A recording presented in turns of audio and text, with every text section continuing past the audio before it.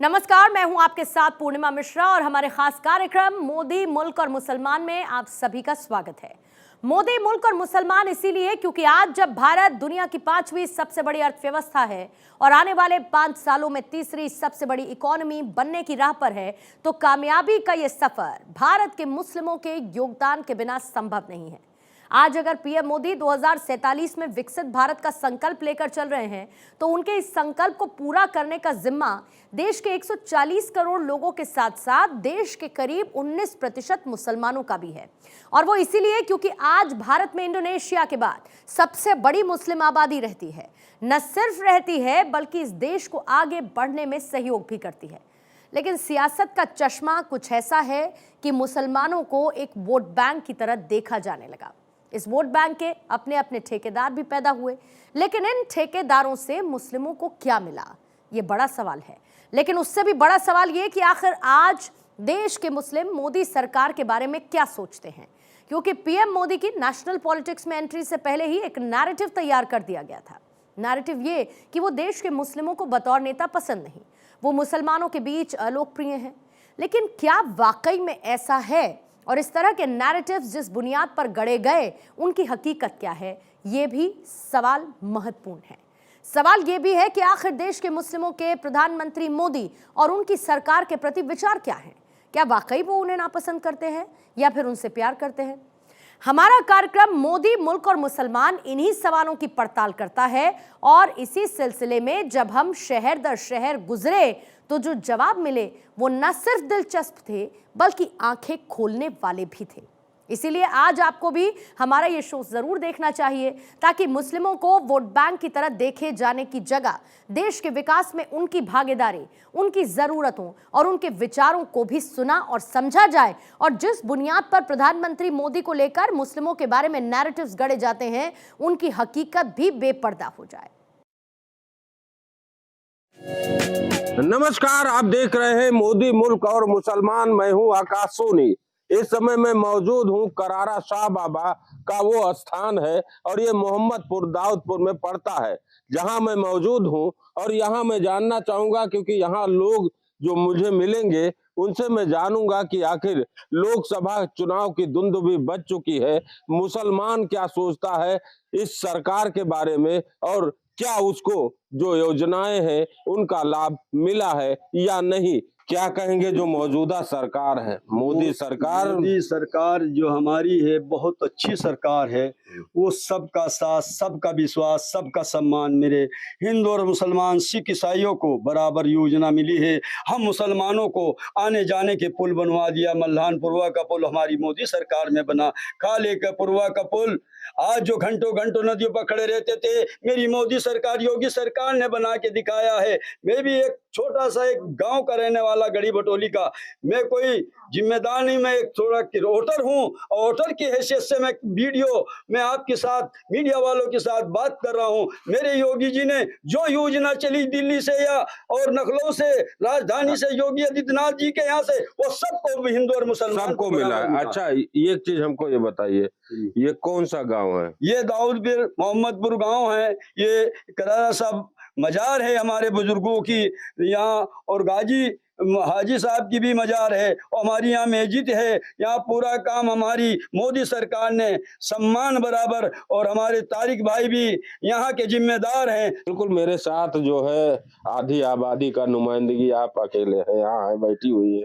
मैं आपसे बात करना चाहूंगा, क्या नाम है आपका? नमस्ते सबसे पहले तो आपको, और मेरा नाम सबीना खातून है। अच्छा, सबीना जी, क्या कहेंगे आप? क्या मोदी सरकार ने उज्ज्वला योजना है महिलाओं के लिए, और भी कई योजनाएं हैं, क्या उसका लाभ सिर्फ एक पक्ष को मिला या आप जैसे सबीना को नहीं मिला और परमिला को मिल गया? जी, मैं सबसे पहले तो ये बता दूं, और मोदी सरकार को भी धन्यवाद दूंगी, क्योंकि उसकी कई योजनाओं से मैं स्वयं लाभान्वित हूँ। उसका जीता जागता सबूत हूँ मैं, क्योंकि उज्ज्वला परियोजना, किसान सम्मान निधि, ये मुझे मिलती है। राशन भी मेरा बना हुआ है, कार्ड वो भी मिलता है। उसके साथ साथ सबसे बड़ी अचीवमेंट इस समय जो मुझे मिली हुई है, नमो ड्रोन दीदी परियोजना के तहत मैं चयनित हुई और मेरा निःशुल्क प्रशिक्षण भी हुआ। मुझे ड्रोन पायलट का लाइसेंस भी मिला, और 12 लाख का जो ड्रोन की कीमत है वो मुझे सरकार के द्वारा निःशुल्क मिला है। और क्या मिले। अरे वाह, तो एक चीज हमको और बताइए, अब आप तो मिल गई मुझे क्योंकि अब ड्रोन दीदी हो गई आप, जी।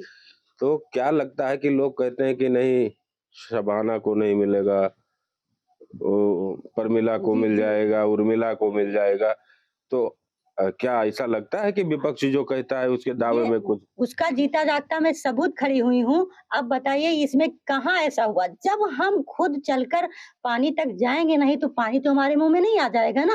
योजनाएँ सरकार ने निकाली, पता हमारा हमारा लगाने का काम है। हम पता लगाएँ, उसमें आवेदन करें, यदि हमें ना मिले, हमारे साथ पक्षपात हो तब हम ये कहें।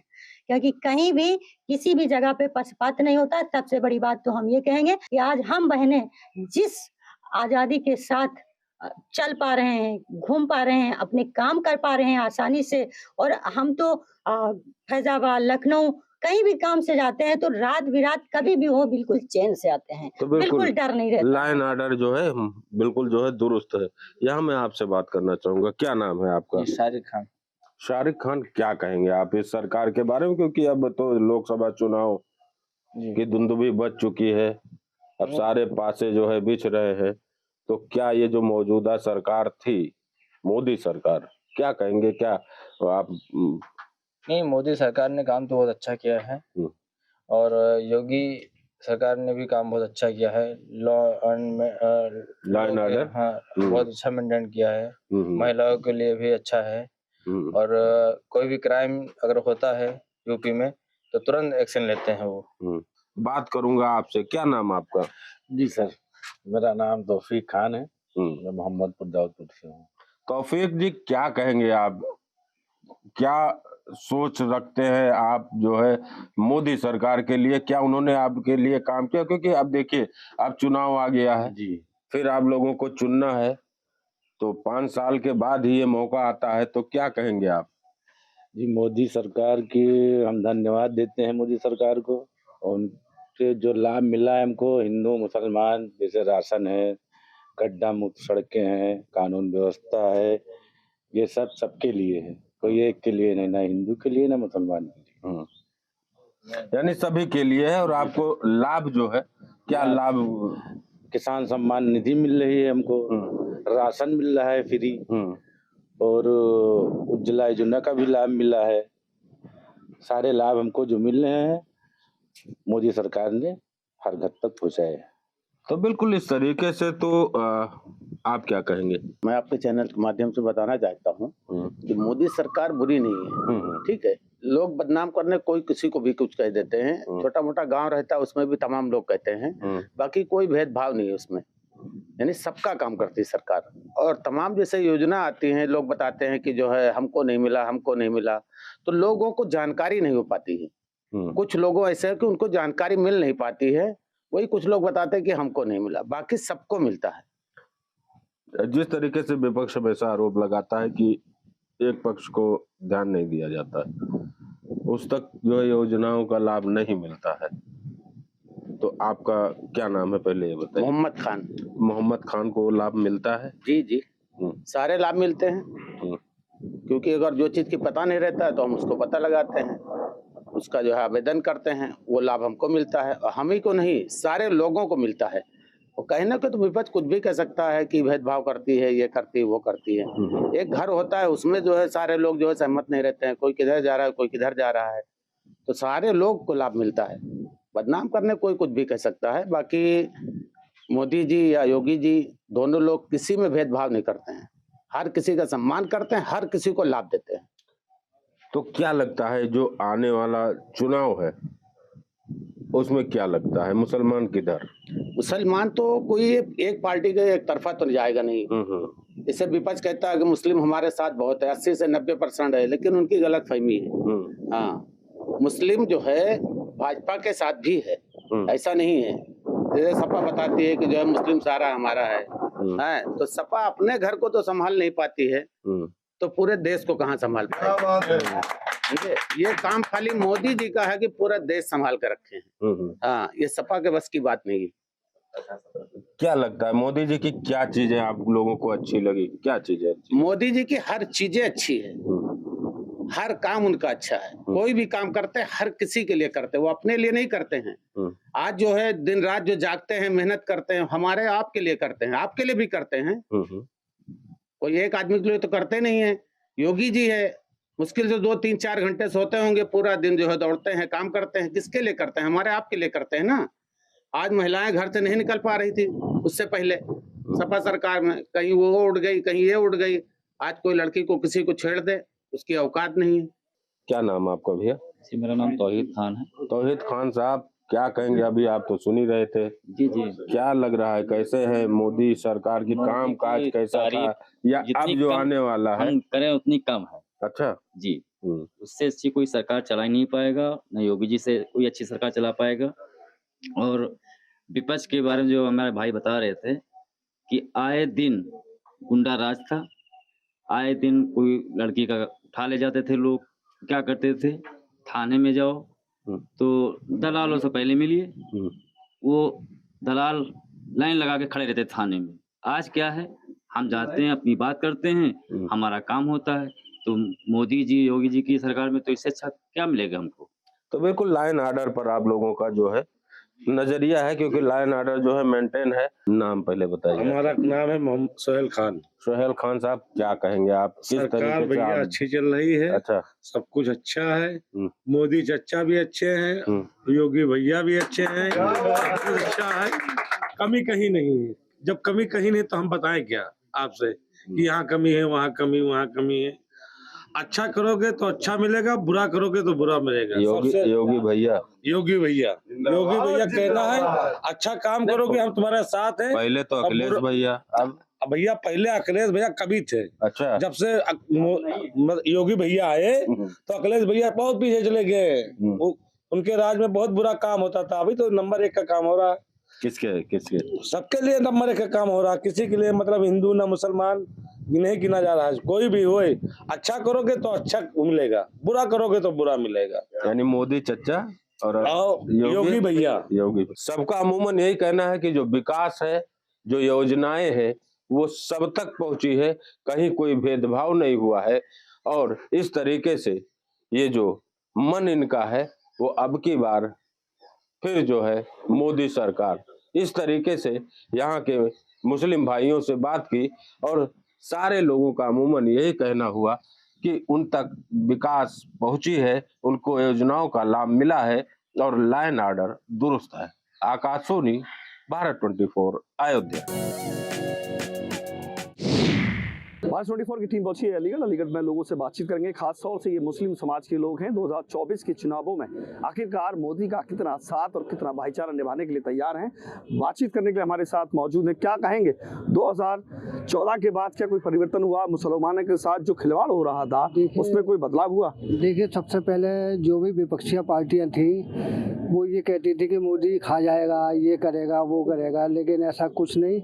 मोदी ने ये साबित करके दिखा दिया कि हमारी आबादी मुस्लिम लोगों की वोटर लिस्ट जो 19% है पूरे इंडिया के अंदर, लेकिन उन्होंने 31% मकान दिए जो क्वार्टर हैं और 2.5 लाख रुपए वाले वो भी दिए हैं मकान बनाने के लिए, पैसा भी दिया। उसके अलावा शौचालय के लिए भी, उसके अलावा विकास के लिए काफ़ी योजनाएं दी हैं, ऐसी बात नहीं है। महिलाओं को शक्तिकरण और 3 तलाक जैसे मुद्दों को मोदी जी ने सामने रखा और महिला को सुरक्षा प्रदान की। क्या सहमत है इस चीज़ से? जी बिल्कुल सहमत है। आज तक वर्षों से जो मुस्लिम महिलाएं दबी कुचला हुई महसूस किया करती थी, मोदी जी ने उन दबी कुचली हुई महिलाओं को ऊपर उठाने का काम किया है। हर छोटी से छोटी बात पर 3 तलाक जैसा प्रताड़ना झेलनी पड़ती थी औरत को। आज जो है मोदी जी ने इस पर कानून बनाकर हम औरतों के लिए बहुत मजबूती का काम किया है। हमारे परिवार के मुखिया मोदी जी हैं और हम चाहते हैं कि इस भारतवर्ष के मुखिया आगे भी मोदी जी ही रहें।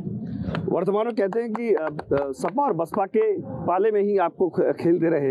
अब क्या होगा इस बार? क्या मोदी जी के कार्य से खुश हैं या कहीं ना कहीं सपा और बसपा के साथ ही हिलक पसंद करेंगे? मोदी जी से खुश हैं हम सब लोग। समाज से काम बढ़िया हो रहा है, सब बात है, राशन से उससे सब बात से मिल रहे हैं, सबसे ज़्यादा वो बोले रहे हैं। पसमंदा समाज को लेकर मोदी जी ने एक बड़ा योजना चलाई है, लोगों को जोड़ने का काम किया है।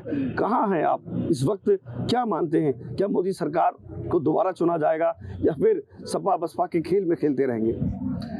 है भाजपा, है भाजपा, रहेगी भाजपा।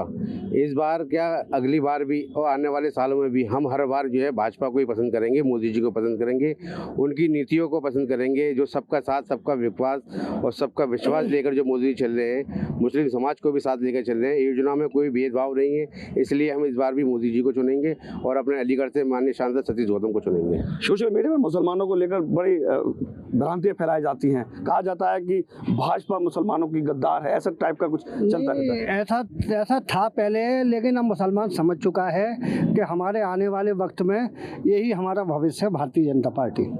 चाचा क्या कहेंगे, भारतीय जनता पार्टी मुसलमान इसके बीच दूरी थी, क्या खत्म हो पाएगी या खत्म हो चुकी है? हाँ, थोड़ी थोड़ी रहेगी, लेकिन सब खत्म हो जाएगी और बहुत अच्छा काम कर रहे हैं और इनकी नीति बहुत अच्छी है, मुसलमानों के लिए भी योजना मिल रही है। विपक्ष कहता है कि मुसलमानों को सिर्फ गेहूं आटा देकर ही टटोला जा रहा है और उसके बाद उन्हें जो शिक्षा के मामले में कोई वो नहीं है, घर परिवार में खुशहाल नहीं है। तो ऐसा क्या है, क्या मुसलमान भाजपा के साथ इसके बावजूद भी जाएंगे?